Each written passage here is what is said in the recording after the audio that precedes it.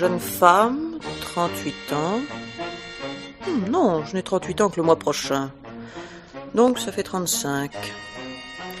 Jeune femme, 35 ans, jolie. Ça c'est vrai. Intelligente. Sûrement. Sportive. Oui.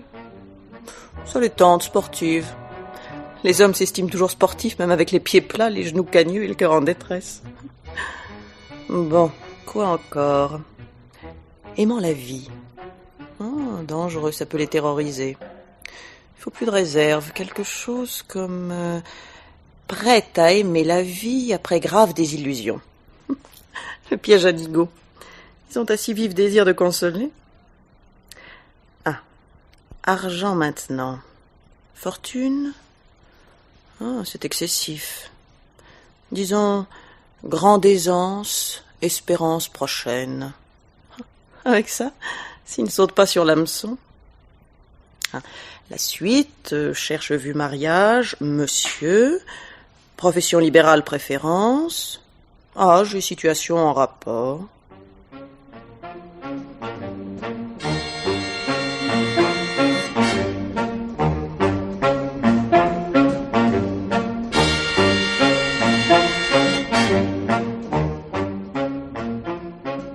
Jeune femme, 60 ans, elle repassera la jeune femme.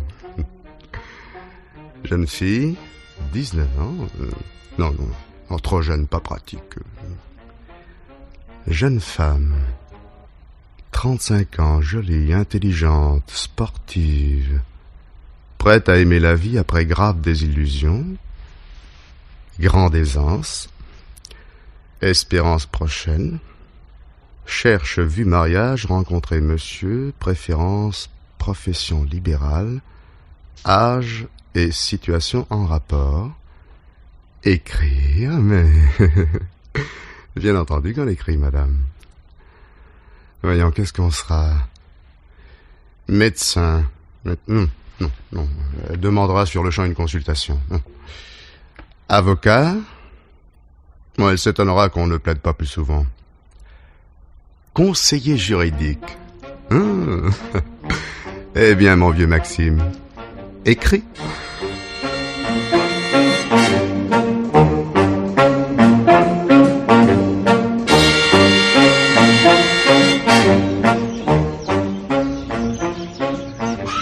Madame ou mademoiselle? Madame. Madame. Je suis Maxime. Maxime Chenevière. Vous ne vous êtes pas trompé, rassurez-vous, je suis celle que vous comptiez rencontrer. Mon prénom est Elvire. Elvire? Un peu commun, n'est-ce pas? Non. S'il est une chose dont nul ne soit responsable, c'est bien de son prénom. Elvire, cela vous plaît? Infiniment. Non, ne répondez pas encore, ce serait par des fadaises. Un jour, peut-être, vous m'avouerez celle que vous préférez. Celle de Molière ou celle de Lamartine? La religieuse séduite par Don Juan dont elle exige la contrition, ou bien l'amoureuse toute naïve? Eh bien, mon Dieu, C'est à l'amoureuse que vont mes préférences. Parce que elle est une figure multiple. L'expression de toutes celles qui occupèrent peu ou beaucoup le cœur de Lamartine. Oui. Toutes les femmes en une seule, en quelque sorte. Voilà. Nous avons fait beaucoup de chemin déjà sur le simple énoncé de mon prénom. Pour une première rencontre. Et peut-être est-ce le décor de ce jardin, les oiseaux, le calme. J'ai rejeté d'un coup les incertitudes, les questions que je me posais. Moi aussi. J'ai hésité longtemps avant de publier cette annonce. Comment trouver l'élu parmi tous ceux qui me répondraient? Et puis j'avais honte. Me mêler à cette cohue de candidates, dont chacune a pour souci de mentir sur elle-même. Croyez-vous les candidats moins menteurs? Monsieur bien de sa personne. C'est vrai. Vous êtes en effet bien de votre personne. Grand, séduisant, jeune. Mais 44. Des vrais. Confidence pour confidence, j'en ai un de plus que l'annonce ne le prétendait. 36 ans, une vieille femme. Oh. Non, ne protestez pas, mon miroir me renseigne. Revenons plutôt à notre petit problème. Pourquoi utiliser le biais des annonces? Vous cherchiez aventure.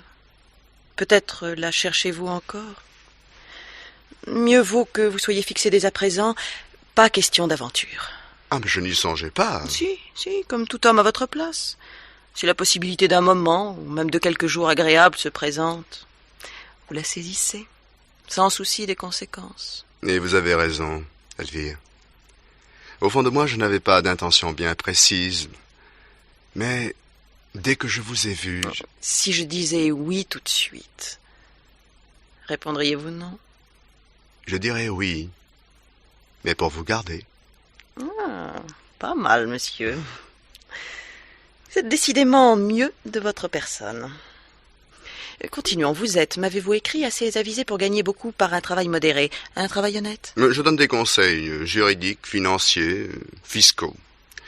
Cela me laisse pas mal de liberté. Non, je ne serai pas l'époux invisible. Voilà une qualité appréciable, toutes mes amies se plaignent du leur. Déjà marié? Divorcé. Mauvais point. Ah. Avec pension? Ah non. J'aurais été plutôt fondé à exiger des dommages-intérêts. Vous? Elle me rendait jaloux. Je saurais ne plus l'être. Maxime, il faut tout nous dire franchement. D'accord? D'accord. Alors à mon tour. Le physique, vous le voyez. Et j'apprécie.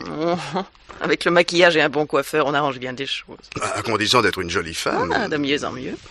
Nous faisons des progrès, mais vous ne connaissez pas tout. J'ai été mariée. Mais le contraire aurait été un mauvais point. Divorcée? Veuve. Après avoir été très malheureuse. 6 mois supportables. Et 10 années infernales. Le divorce, j'ai des convictions religieuses. Au moins, vous n'étiez pas mariée à l'église? Non. Ah, je respire. Comme j'ai respiré, je l'avoue, quand j'ai perdu Alfred. Son unique bonne action aurait été de me laisser une situation, disons, acceptable. Après, j'ai eu le besoin de liberté. Oh, sans excès ni scandale. Je me suis éprise d'un garçon plus jeune que moi. Il s'est montré ignoble. Non, Elvire, à quoi bon? Il faut tout connaître d'hier pour que demain ait quelque chance de bonheur. Et voilà pourquoi j'ai publié cette annonce. Il m'a semblé que j'avais là le moyen de rencontrer le bonheur. Vous, Maxime? Elvire, je vous ferai oublier.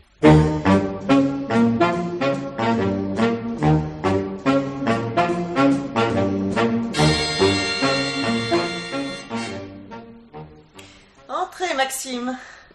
Ah, voilà ma pièce préférée. À la fois salon, salle de repas et plus encore, la pièce où je passe le plus clair de mon temps. Pas un meuble, pas un tableau, pas un vase que je n'ai choisi. Et toujours des fleurs? Ah, les vôtres, Maxime. Celle d'hier, celle d'aujourd'hui. Dois-je dire celle de demain? Cela ne dépend que de vous, chérie. Oh, vous êtes très habile, chérie. Avec une maîtresse aussi séduisante. Vous êtes chez moi pour connaître ma maison? Pas davantage. Ah, ici, ma chambre. Oui. Ah non, elle ne vous intéresse pas. À l'opposé, la porte de la chambre d'amis. Vous la loueriez, je suis preneur. Dois-je comprendre que vous logez sous les ponts? Un appartement d'un homme seul offre un climat glacial. Ordonné ou non, de toute façon, il y manque une main féminine, celle qui fait le charme d'une existence. Ah, vous êtes un candidat redoutable. Oh, encore candidat? Vous n'avez pas satisfait à tous les examens. Asseyez-vous. Un scotch? Oui. Ah, vous avez cigarette et briquet à portée de la main. Verre et bouteille. Merci. Chérie, m'autorisez-vous à faire une remarque? Oh, quelle question. Eh bien, vous êtes une femme déconcertante. Oui, tantôt sur une réserve telle qu'on ose vous parler, et tantôt directe comme un chef d'entreprise. Vous étiez prévenu, plusieurs femmes sous une seule enveloppe. Mais quelle est celle que je ne devine pas en ce moment? Cela signifie-t-il que vous avez peur, chérie? Chérie, vous êtes celle que je n'espérais pas rencontrer. Ah, pas mal. Maxime, je suis presque décidée. Oh, presque, ai-je dit. Vous êtes exactement l'homme dont je m'étais tracé le portrait. Physique, morale, tout me convient. Pourtant, je veux mettre toutes les chances de mon côté, faire en sorte que je ne regrette jamais rien. Oh, vous n'avez rien à craindre. Bon, admettez que je redoute à tort et faites ce que vous demande la femme d'affaires. Bon. Voici mes conditions. Communauté de biens et une lettre par laquelle vous reconnaîtriez vos torts. Oui, je ne veux pas, une fois de plus, après les beaux jours de la lune de miel, me réveiller sous les traits d'une épouse dupée. Peut-être plaquée. Ruinée, qui sait. Donc, une lettre pour prévoir la chose. Une lettre non datée, évidemment. Mais je commence à comprendre. Vous voyez en moi une aventurière à l'affût d'une bonne opération. Mais je suis prête, Maxime, à vous en signer autant. La même lettre. Vous me tiendrez comme je vous tiendrai. Oui. Je suis un peu dérouté. Voulez-vous qu'on se revoie dans 8 jours, vous suffit? Ah non, Elvire, non, je me moque de vos conditions, de vos craintes, de cette panique à la veille d'une nouvelle union. Non, ce que vous voudrez, chérie, je signerai ce que vous voudrez. Vous me plaisez de plus en plus. Alors, d'accord? D'accord. Venez. Je vais vous montrer ma chambre.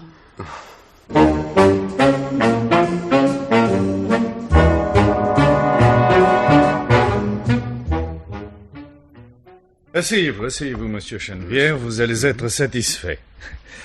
Satisfait et néanmoins légèrement anxieux. Tiens, vous vous posez en psychologue? Et il en faut, monsieur Chennevières, de la psychologie. Il en faut pour mener à bien les recherches délicates qui nous sont confiées. Psychologie pour obtenir la confiance de témoins rétifs, psychologie pour imaginer l'état d'âme de la personne à analyser, psychologie également pour définir le but exact auquel tendent nos clients. Ainsi, vous, monsieur, vous m'avez caché que vous comptez épouser Madame L. Oui. Et par conséquent, ma curiosité est légitime. Et vos résultats? Madame L a été mariée à 2 reprises. Veuve une première fois. Et mariée 2 fois? Oui. D'abord un certain comte d'Estiole, nettement plus âgé, une union qui a duré, je vais vous dire exactement, 1 an et 17 jours. Le comte s'est éteint comme une lampe qui manquerait d'huile. De bonnes langues ont chuchoté que la comtesse aurait aidé son époux à abandonner cette vallée de larmes. Pas de plainte, rien de tangible. Bénéfice du doute, dirons-nous. Oui, passons. Le second mariage. Là, les choses sont plus curieuses encore. L'union a duré davantage, quoique l'harmonie entre époux n'ait pratiquement pas existé, monsieur L faisant à sa femme une vie infernale, un homme odieux, il l'accusait de tous les péchés du monde. Il a fini dans un accident singulier, au cours d'une promenade en mer. Il nageait, il a disparu, Madame L a appelé, et quand on l'a retiré de l'eau, il était trop tard. De quoi pouvait-on l'accuser? Je parle de Madame L, bien entendu. Mais où voulez-vous en venir? Vous m'avez demandé une enquête. Dois-je poursuivre? Ah, parce que ce n'est pas terminé. Mais vous m'avez parlé de 2 mariages. Mais il y a eu aussi quelques liaisons, plus ou moins accusées. Des fiançailles annoncées également. Oui, ça, je sais tout cela. Oui. Vous a-t-on révélé que chacune de ces aventures s'est terminée à l'avantage de la dame?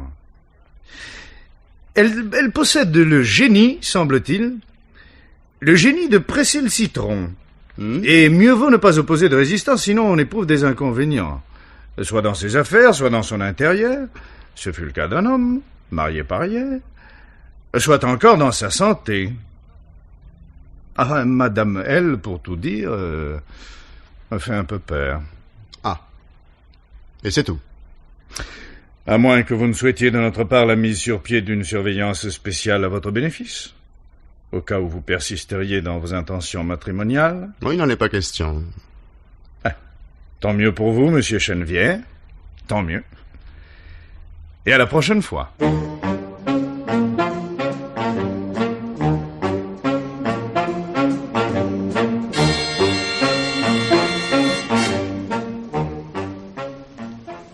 Maxime, voilà près d'1 semaine que vous m'avez laissé sans nouvelles. Je me demandais... Mais quoi donc, par exemple? Si, en définitive, vous m'estimiez trop déconcertante pour mettre à exécution un projet qui semblait vous plaire à l'origine. À moi aussi, je l'avoue. Ouais, je me suis interrogé. Il est vrai. Et vous revenez vers moi. C'est donc que vous avez triomphé de vos scrupules. Car il s'agit de scrupules, n'est-ce pas? Et la chose se présente, voyons, sous un jour un peu différent. Elvire. Oh, je ne suis plus chérie. Il ne dépend que de vous. Non, Elvire, j'ai appris... Appris ou découvert? Découvert, cela signifie recherche. Peut-être enquête. Avouez, Maxime. Ça simplifiera la situation. Soit. Vous avez été marié à 2 reprises. Et veuve. Les 2 fois. C'est exact. Mais 1 fois, 2 fois, je distingue mal la différence. Mon passé m'appartient, après tout. L'essentiel, c'est que je sois prête à vous consacrer mon avenir. Mais voilà précisément la question qui me tracasse. Non, voyez-vous, Elvire, quand j'ai parlé de vous... sans dévoiler l'idée qui nous est chère, chérie. Non, on m'a... Je ne dis pas mis en garde, mais révélé certaines étrangetés. La mort de vos 2 époux n'a pas été exempte de quelques détails troublants. De quoi sont-ils morts, Elvire? À la bonne heure. Nous abattons nos cartes. Tout le jeu est sur la table, au moins. Non? Il y aurait encore autre chose. Parlez, je répondrai en bloc. Oh, dois-je m'y attacher? Je me le suis demandé. Non, il semble que, depuis la mort de Monsieur L, votre existence ait été assez mouvementée, non? J'aurais mauvaise grâce à faire une scène de jalousie avant l'heure. Pourtant... Et de ce que l'on sait, il semble que vous... Non, pardon. Pardon, Elvire. Vous ayez l'art de tirer profit de chacune de vos... De mes aventures. Dites le mot, Maxime. Soyez carré comme je le serai moi-même. Eh bien, tout cela est vrai. Je suis une aventurière. Feu, mon époux, le premier, le comte d'Estiole, a été assez courtois pour se retirer en me laissant quelques biens. Feu, monsieur L, mon second, était un homme exécrable, vous le savez. Il a eu un accident en mer. Qui pouvais-je? Allais-je refuser par inutile grandeur d'âme les profits que me procurait mon veuvage? La suite, celle de toutes les femmes seules. Vous, les hommes, vous demandez tout, et vous vous indignez s'il nous demeure au doigt quelques poussières endiamantées. Eh bien, vous voilà renseigné, Maxime. Il était inutile de confier une enquête à quelque officine de police. Non, Elvire, je vous trouve bien timide, soudain. Est-ce une dérobade? Recevrai-je ce soir une gerbe de roses rouges et votre carte de visite pour prendre congé? Non. Non, mais je me sens troublé, anxieux, comme si j'étais en face d'une nouvelle Elvire, comme si je ne représentais rien de plus qu'un nouveau pion sur le sombre échiquier de Madame L. Voilà de la franchise. Dois-je conclure que vous déclarez forfait? Non, Elvire, vous ne pouvez méconnaître la puissance de mes sentiments. Je tiens à vous. Et en dépit de quoi une sourde crainte vous paralyse, Maxime? J'ai le moyen de vous rassurer. Et pleinement. Vous êtes un aventurier. Quoi? Oui, vous aussi, chérie. Remarquez-le, à mes yeux, vous restez chérie. Mais... Stop. Vous m'avez accusé, j'ai répondu sans détour. À moi. Maxime Chenevière, 44 ans, sans profession connue, vivant d'expédient et présentement demeurant à l'hôtel. Habile séducteur, a obtenu de la concierge d'un immeuble luxueux qu'elle reçoive son courrier. Jeune, il est vrai, cette concierge. Et ceci explique cela. Mais Elvire, je vous jure... Je n'ai pas fini. Marié il y a 20 ans. Vous en aviez donc 24. Marié à Daniel G. Devenu veuf 5 ans après. Mort curieuse que celle de Daniel. Une promenade en voiture, une portière qui s'ouvre. Le malheur veut que l'auto longe un précipice. Non. Enquête, bien entendu. Vous jouez la comédie fort bien, Maxime. Aussi bien que moi, chérie. Mais c'était un accident. Je n'en doute pas. Mais c'est un affreux accident. D'ailleurs, pourquoi nous en soucier? Il y a prescription. Continuons. L'année suivante, vous avez 30 ans. Vous vous remariez. Union plus durable, il est vrai qu'Emma... C'était Emma, n'est-ce pas? Emma, donc, possédait, outre un tempérament débordant, la fortune en puissance. Un oncle fort riche. Celui-ci ayant eu enfin le bon goût de s'éteindre, très naturellement, et sa nièce ayant bénéficié des largesses escomptées, que vous reste-t-il à faire, chérie? Oui, mais le divorce a été régularisé. Je sais. Je sais aussi que depuis lors, et pour ne pas perdre la main, vous vous êtes fiancé un certain nombre de fois, 3 ou 4, le chiffre est douteux, et que ces fiançailles se sont mal terminées. Pour les dames et les demoiselles, bien entendu. Mais des idiotes, elles méritaient leur sort. Tout à fait d'accord, elles le méritaient. Je ne les ai pas tuées. Vous les avez déçues. C'est pire pour beaucoup. Enfin, nous n'allons pas commencer par une querelle, ce serait sordide. En vérité, chérie, vous êtes une crapule. L'escroc au mariage. Le don Juan qui tire profit de son physique avantageux pour séduire, certes, mais plus encore pour battre monnaie. Elvire... Inutile d'établir mon bilan, c'est déjà fait. Et tout à l'heure, tandis que vous m'accusiez, je me demandais, prépare-t-il un chantage ou une fuite sans gloire? La fuite m'aurait peiné. Que vouliez-vous, Maxime? Oui, sous votre air faussement anxieux, sous votre tristesse simulée. Quel dessein cachiez-vous?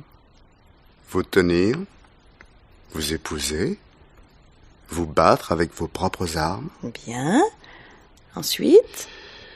Sachant qui vous êtes, je ne risque pas le sort de mes prédécesseurs. Parfait. Le jour venu... Après? Glissez, j'ai compris. Que se serait-il passé après? Une négociation, sans doute. Vous ne raisonnez pas trop mal, chérie. Et aussi bien que vous, chérie. Presque. Voyez-vous, Maxime, lorsque j'ai découvert, découvert ce que vous étiez, donc ce que vous méditiez, en répondant à mon annonce, j'ai eu envers vous un grand élan. Enfin, je rencontrais l'âme sœur, celui qui me valait, celui qui puisait sa justification dans les subtilités du code, les procédures, les rencontres.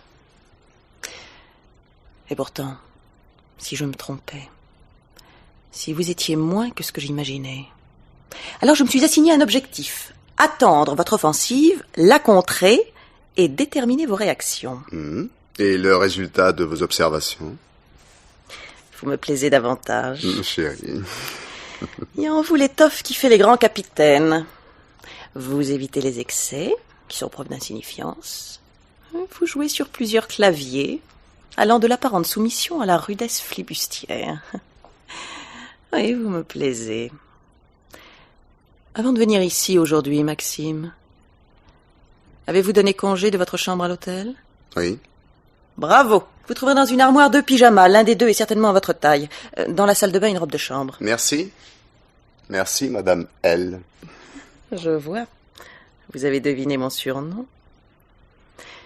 Et vous, chérie, en avez-vous un? Oui. Mais j'ai parfois rêvé à Barbe Bleue. Souvenez-vous alors que je n'ai pas de sœur. Qu'elle s'appelle Anne ou autrement.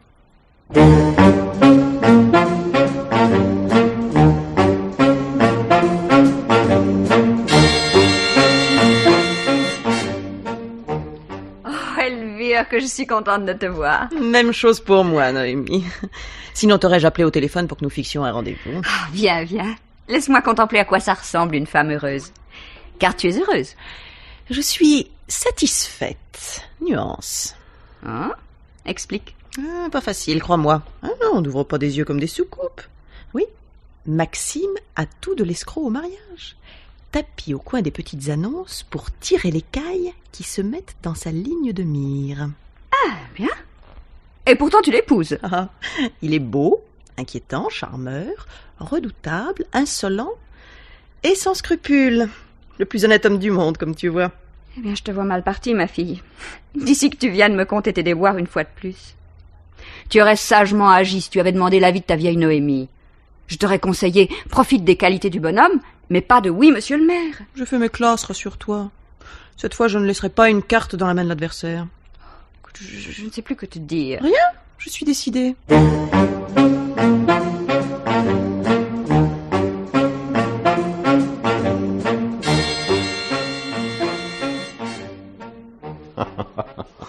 Ah, sacré Maxime.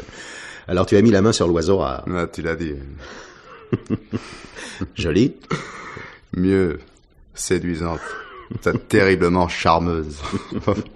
Une de ces femmes, vois-tu, Robert, qui d'emblée vous captive. Ah. Et dont, cependant, on se demande si la fascination ne recèle pas une tare secrète. Tu vois. Une omelette norvégienne. Ouais. Tu donnes envie d'y goûter. Fidèle? Jusqu'ici, oui. Enfin... Oui, enfin, tu ne la fais pas suivre. Pas encore. Et comme tu dis, pas encore. C'est comique. Toi-même, vieux Maxime, tu parais à la fois enthousiaste et réfrigéré par la dame. Oui. Elle serait contagieuse?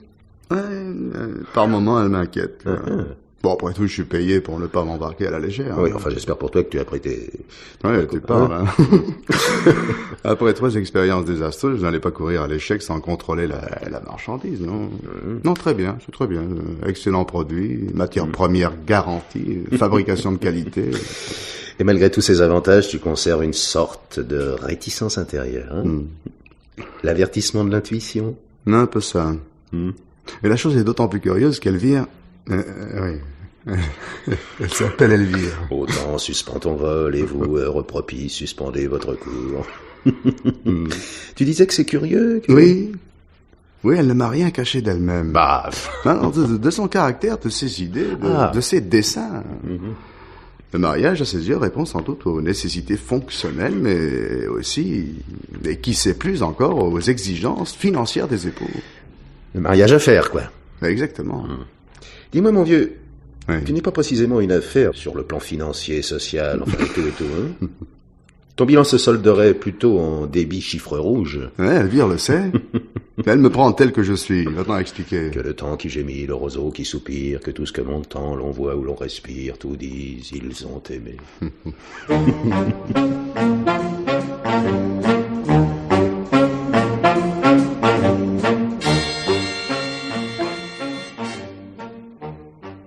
Eh bien, voilà qui est fait, Maxime. Eh oui, Elvire. En bonne et due forme. Madame L est devenue Madame Maxime Chenevière. Content, chérie. Content, chérie. À condition que Madame Chenevière n'envisage pas avec intérêt le jour où elle serait de nouveau Madame L. Un divorce? Surtout pas. Tu m'en aurais ôté l'envie si d'avance j'en avais connu les inconvénients. En effet, un solide veuvage est préférable. Oui. Non, tu me pardonneras, Elvire, si je ne te suis pas sur cette route. Je n'ai aucune envie de mourir, surtout pas pour faire ta fortune. Serait-ce donc que tu m'as condamné, moi? Confidence pour confidence, j'y suis tout aussi hostile, mon petit Maxime. Bravo. Je constate, ma petite Elvire, que nous nous rejoignons une fois de plus. Nous n'avons ainsi que la moitié de la route à parcourir pour nous rejoindre. Exactement. Voyons ton plan, Maxime. D'abord, ne pas altérer notre lune de miel. Merveilleux. Ensuite... Secondo, par conséquent, et de la manière la plus logique, la plus normale et la moins suspecte. Passons. Tu songes à doubler notre assurance. Voilà. Ah, nous avons l'assurance tout risque contre ce que toi ou moi envisagerions éventuellement de tenter contre moi ou toi. Et il nous faut maintenant l'assurance d'une vie meilleure parce que débarrassée des soucis d'argent. Est-ce là aussi ce que tu méditais, chérie? Oui, chérie. Depuis que j'ai découvert ta vraie personnalité. Exactement comme moi. Donc, toujours d'accord. On souscrit la même somme très confortable sur la tête de l'un et de l'autre réciproquement. Voilà, et tu es exquise, chérie. Tu es adorable, chérie. Tu me fais penser au vers de Racine. J'avance des succès dont j'attends le trépas, et pour m'assassiner, je lui prête mon bras. Parce que? Évidemment, chérie. La chose est tellement plus facile pour un homme. Sans compter que tu as été plus ou moins inquiétée jadis. Tandis que moi, jamais. Je ne suis qu'une faible femme. C'est dit. Nous préparerons ta mort après notre lune de miel. Entendu.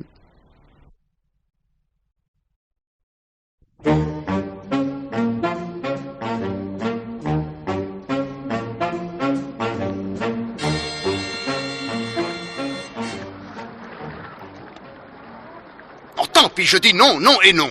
Mais qu'est-ce Qu'est-ce qui t'arrive, chérie? Nous sommes si bien sur cette plage au soleil. Personne autour de nous. Seuls, nous sommes seuls. Que demander de plus à un voyage de noces? Mais nous sommes seuls, c'est vrai. Tu m'aimes, enfin je le crois. Et je t'aime, c'est sûr. Oui, je me suis pris à mon propre piège. De jour en jour, je tiens à toi davantage. C'est inespéré, notre revanche sur le passé. Non, car je ne cesse de penser à l'avenir, et cet avenir que tu prépares si bien. Cette idée gâche les meilleurs moments, alors je le déclare, j'entends savoir. Quoi? Tes plans! Que veux-tu savoir? Ton plan de bataille. Soit.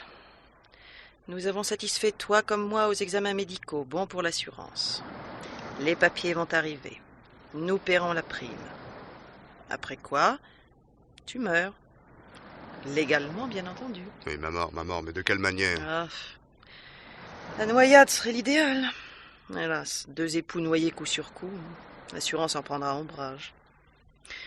Le mieux, c'est l'auto. Un bon accident, et la voiture qui flambe. Je sanglote sur ton corps. Ah, mon pauvre chéri. Ah oui. Mais ce corps, où le prendre? Tu n'aurais pas une idée? Aucune. Et tu ne fais rien pour m'aider. Quand je songe que tu cherchais une épouse dans les annonces matrimoniales avec la ferme intention de te débarrasser d'elle ensuite tout en gardant sa fortune. Oh, tu me déçois, Maxime. Tu me déçois. Comment espérais-tu l'exécuter, la dame?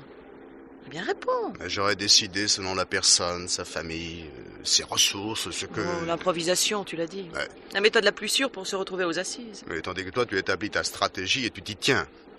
Veux-tu que je te dise? J'en suis à me demander si tu ne répands pas du poison dans mes aliments. Non, ce serait peu pratique. Non, ce qu'il nous faut, c'est un brave gars anonyme, ayant ta taille et ta silhouette. Et assez de ce bas monde. Il prend tes papiers, s'habille avec tes vêtements et hop, envoie la musique. Oui, et moi pendant ce temps. En route pour le Brésil, par exemple, sous un faux nom. Le Brésil, Rio, Copacabana, Brasilia, c'est un rêve. Mais rien ne garantit que tu me rejoindras une fois encaissé l'assurance. Surtout si nous décidons d'annuler nos lettres de révélation. Tu peux toujours reparaître et me causer quelque ennui. Oui, c'est faisable. Mais où dénicher mon double? Tu n'aurais pas un copain un peu neurasthénique par hasard? Non. Bon. Non, je dois décidément de compter que sur moi. Une seule solution, donc, le clochard. Pardon? Disons le trimardeur. Un de ces types qui arpentent les routes, sans amis, sans famille, un peu hors du monde déjà.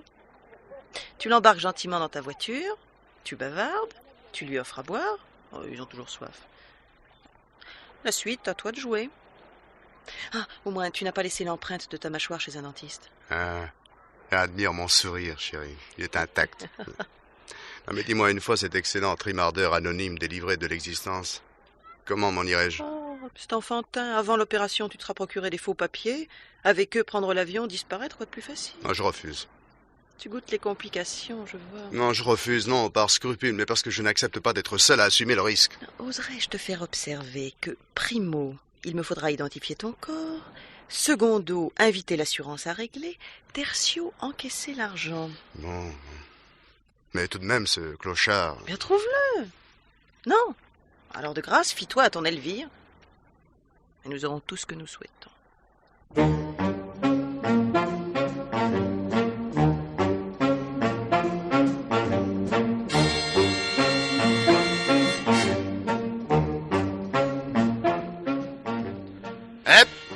Vous allez loin comme ça? Par là. Je peux vous rapprocher? Ah, bah, c'est pas de refus. Ah. Ok, je faisais pas signe, quoi, ça sert à rien. Donc. Ah ben vous, au moins, vous êtes bien honnête. Hein. Allez, montez. Merci. Je descends sur Briançon. C'est votre chemin? Oh, là ou ailleurs. Ah. J'habite nulle part. Alors? Ça vous plaît, cette existence-là? Bon, vous savez, ça ou autre chose, hein. Faut aller au bout de sa vie. Ben, vous voulez, je suis de l'assistance, pas de femme, pas d'enfant, alors on va, et puis un jour ou l'autre, hop, dans le trou. Eh ben, vous êtes pas gai, vous, hein? Buvez un coup à ce flacon. Tenez.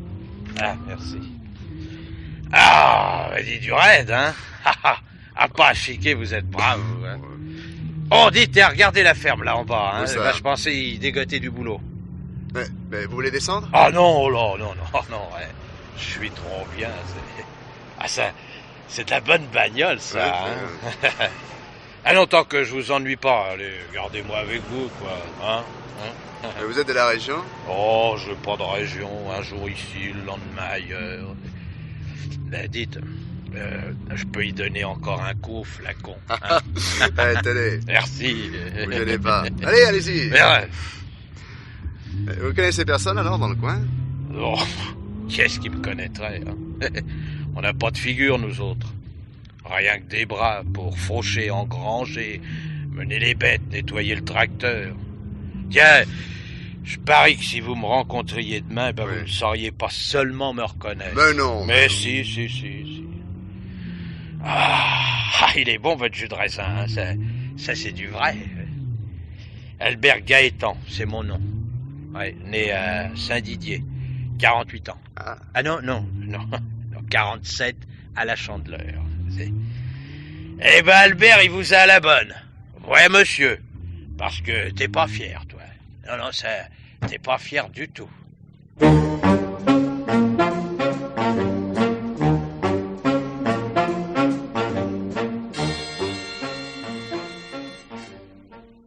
Allô? Allô, Elvire? C'est toi, chérie? Oui, c'est fait. Tout est en ordre. Quand pars-tu? Après-demain. Je n'ai pas pu obtenir de place avant, je te rappellerai. Oui, bien sûr. Je ne sais pas à quelle heure je serai à la maison. J'aurai pas mal de courses, tu devines. Bon, je t'écrirai. Et moi, où t'écrire en attendant? À Rio, poste restante. Dès que j'aurai une adresse, je te l'indiquerai. À bientôt, Elvire. À bientôt, chérie. Je compte sur toi. Sois tranquille.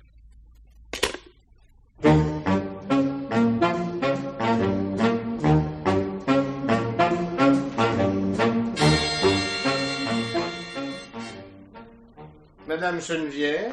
Oui? Excusez-moi, madame, votre mari n'est pas ici? Non. Mais monsieur... Inspecteur Martin. Ah. Maxime aurait-il commis une infraction? C'est-à-dire, madame, votre mari... Dois-je comprendre qu'il est absent? Il est, en voyage? Je le suppose. Voici 3 jours qu'il est parti. Depuis, je suis sans nouvelles. Nous nous sommes querellés. Une de ces disputes stupides entre époux... D'autant plus regrettable que nous sommes mariés depuis un peu plus de 3 mois. Je ne savais pas, sinon... Qu'est-ce que vous ne saviez pas? Maxime boit. Maxime, c'est lui, mon mari. Je sais. Oh, durant les premiers temps, je me suis aperçue qu'il abusait un peu du scotch. Puis insensiblement, je l'ai constaté, il boit. Je lui reproche, je m'efforce de le retenir, je l'ai même prévenu. S'il s'obstine, notre union est condamnée. Ah, ce n'est pas drôle, monsieur l'inspecteur. Je croyais avoir trouvé le bonheur. C'est mon 3e mariage. Il a été ramassé ivre-mort. Hein. Ça vaudrait mieux. Il est parti en auto. Oui, sans aucune explication. Nous avons eu cette querelle, un mot en entraînant un autre. Je voulais le faire taire, ne serait-ce que pour la femme de ménage qui travaillait dans la pièce voisine. En fin de compte, je l'ai planté là et je suis sortie. Un moyen pour nous calmer tous les deux. 1 heure après, peut-être, quand je suis rentrée. Il n'y était plus. Monsieur a pris une valise et il est parti comme un fou furieux, m'a dit la femme de ménage. Il n'est pas encore revenu. Et votre voiture? Il l'a prise. Nous la garons dans le square voisin, elle n'y est plus. Vous avez averti quelqu'un? Alerté le commissariat, le quai de Gesvres? J'hésitais. D'abord, comprenez-moi, je me suis dit, cuve ton whisky, mon bonhomme, quand tu reviendras à la niche, tu auras réalisé. Seulement l'anxiété me gagnait. S'il avait résolu de me planter là. Et si je m'adressais à la police, comment réagirait-il? Je tergiversais. Où est-il, monsieur l'inspecteur? Est-ce que dans son état, il aurait causé un accident? Hélas, madame Chenevière, la chose est plus grave. Quoique moins lourde de responsabilité. Il a eu un accident, mais il en est la seule victime. Il est blessé? Selon la gendarmerie qui a fait l'enquête, on l'aurait remarqué à un poste d'essence, surexcité, visiblement sous l'empire de l'alcool. Le pompiste lui aurait suggéré de se reposer un moment. Il a refusé et payé, en oubliant sa monnaie. Une demi-heure, 3/4 d'heure après, sa voiture tombait dans un ravin. Et Le réservoir a explosé. De loin, des bûcherons ont aperçu l'incendie. Quand ils ont réussi à s'approcher, il ne subsistait que la carcasse tordue de l'auto. Sans les numéros en relief, l'identification aurait été plus malaisée. oh mon Dieu. Et vous êtes sûr? Si on avait volé l'auto? Son portefeuille a été carbonisé, cependant il reste des débris de documents et surtout les initiales en or, M.C. Oh. C'est moi qui le lui avais offert. Mon pauvre Maxime, c'est ma faute. Si je n'avais provoqué cette odieuse dispute, si je m'étais montrée plus adroite. Oh, la malchance me poursuit. 3 mois. Et me voici une fois de plus condamné à la solitude. Avec tout ce que cela implique de soucis et d'angoisse. Nous nous étions connus par l'entremise d'une annonce matrimoniale. Oh, nous n'y croyions qu'à moitié. Cependant, il nous a semblé que l'horizon s'éclairait. Ah, s'il n'y avait eu l'alcool. Ah non. Il faut me réhabituer à vivre en solitaire. Merci, monsieur. Vous avez été très bon. Si vous n'avez plus besoin de renseignements. Non, madame, non. Et pourtant, il y aura des démarches. Je m'en doute, mais pour l'instant, je vous en prie. C'est entendu. Je reviendrai, madame. Je reviendrai. Merci, oui.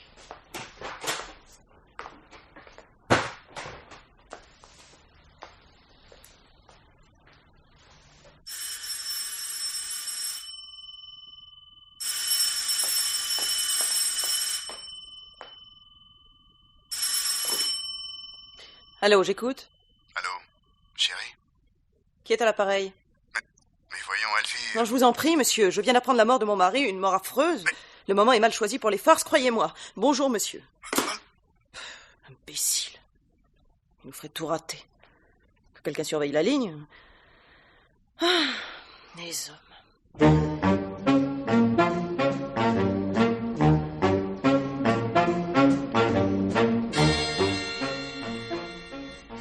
Je t'avais pourtant mise en garde, Elvire. Aventure, d'accord. Mariage à aucun prix avec ce type. Qu'est-ce que ça y changerait, Noémie? Je serais veuve d'une aventure, serait-ce plus plaisant? Mais en tout cas, il ne figurerait pas sur ton état civil. La triple veuve, excuse du peu.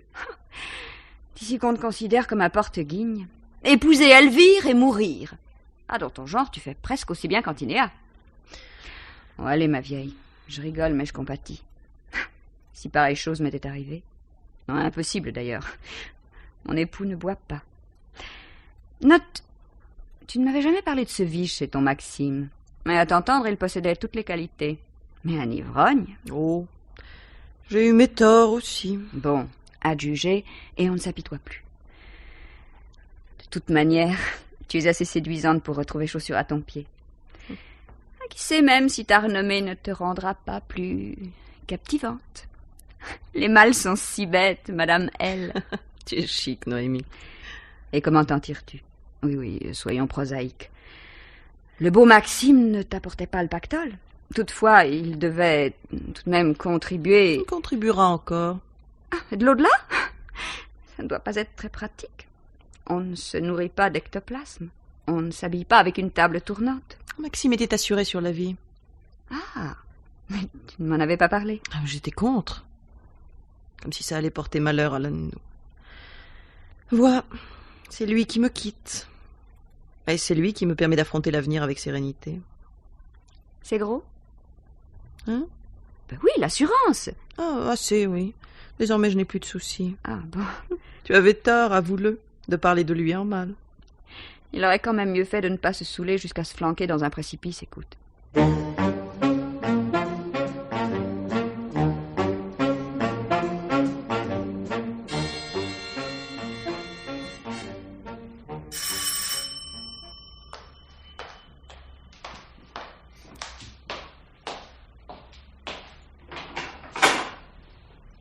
Monsieur l'inspecteur, je pensais vous revoir plus tôt.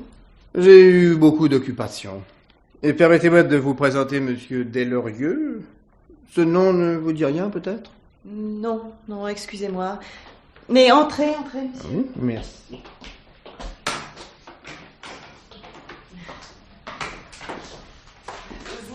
Vous pardonnerez le désordre? Vous déménagez? Non, pourquoi? L'impression, je me trompais. Tant mieux. Monsieur l'inspecteur, je n'ai pas été gratifié d'une intelligence exceptionnelle. Cependant, j'ai l'intuition que vous débarquez chez moi à la manière d'une machine infernale. À l'extérieur, rien de singulier. À l'intérieur, un explosif. J'attends. Si vous m'aviez laissé le loisir de vous présenter Monsieur Delorieux, vous verriez que je n'ai rien d'une machine infernale et secrète. Parce que Monsieur Delorieux tient une place dans mon existence, à mon insu. En quelque sorte, oui. Oui, Monsieur Delorieux dirige les services contentieux pour l'Europe de la Compagnie internationale d'assurance sur la vie. Vous saisissez? Oui et non. Nous avions en effet, mon mari et moi, souscrit une police. Importante. Oui, si vous voulez. Sur le coup de la mort horrible de Maxime, je n'y ai même pas songé. Venu le temps des soucis, des hommes d'affaires, de toute la sordide cuisine qui accompagne une disparition, j'ai été dans l'obligation de demander le paiement du capital garanti. Jusqu'ici, nous sommes d'accord, n'est-ce pas, madame? Je ne vois pas... Nous y arrivons, nous y arrivons. À quelle date remonte la mort de Monsieur Chenevière? Il y a un peu plus de 3 mois, le 17 septembre. Cette date figure certainement dans ce dossier que vous tenez, comme dans celui de Monsieur Delorieux. Oui, oui. Que disiez-vous, Monsieur Delorieux? Oui et non. La formule est heureuse. Oui et non. Analysons, madame. Mise en présence des restes de feu, Monsieur Chenevière, vous n'avez éprouvé aucun doute. Des doutes... Ah si. Comment être certaine en face de rien? A-t-on seulement le courage de regarder? Je n'avais qu'une hâte, me soustraire à cette abomination. Qu'ai-je répondu? Oui, c'est Maxime. Et n'y avait-il pas la carcasse de sa voiture, les débris de sa valise, ce qui subsistait de son portefeuille, sa montre, l'alliance que je lui avais offerte? Votre avis, Monsieur Delorieux? Ces indices étaient difficiles à réfuter. Ce qu'on peut regretter, c'est que M. Chenevière n'ait jamais eu recours à un dentiste pour quelques prothèses. Ça, alors, rien de tel. Maxime était fier de sa denture. Voilà un détail intéressant, et d'ailleurs pittoresque. La mâchoire supérieure de M. Chenevière mort justifie une fierté, relative. Je ne peux vous répondre que ceci. En à peine 3 mois d'union, ses dents ne l'ont jamais fait souffrir. Parfait. Vous partagez mon avis, Monsieur Delorieux. Le mari de madame est mort. En effet. Et par conséquent, madame, vous êtes veuve. Pour la 3e fois. À notre première rencontre, c'était là, m'a-t-il semblé, la cause principale de votre chagrin. De là à prétendre que je porte malheur, monsieur. Pour un mot d'esprit, quel est celui qui hésite à blesser, à déchirer? Parmi mes amis, même les meilleurs, j'ai un surnom. Vous ne demandez pas? Je sais. Oui, moi aussi. Madame L.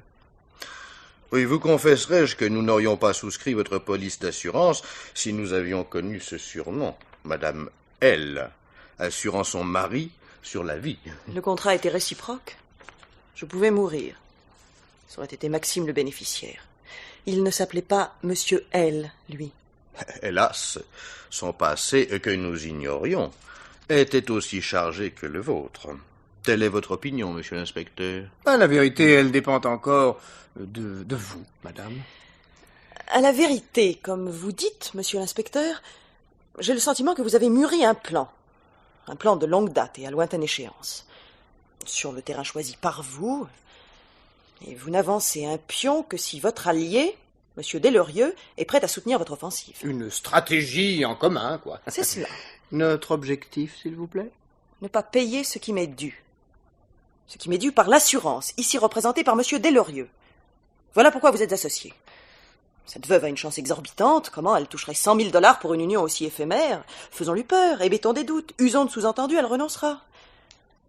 Ainsi, tel est le motif pour lequel la Compagnie internationale d'assurance sur la vie me mène en bateau. À cela, je vous réponds, et c'est un ultimatum, quand Me réglez-vous, monsieur Delorieux?